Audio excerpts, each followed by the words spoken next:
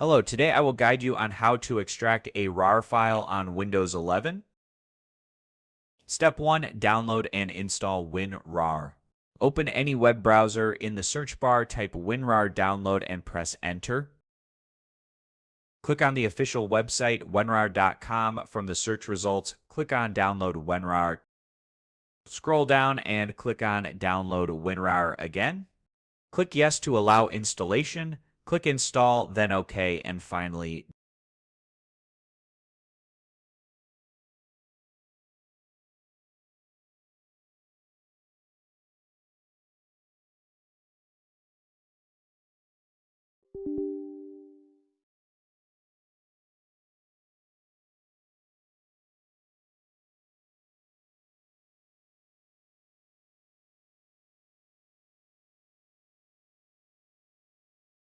Step 2. Extract the RAR file.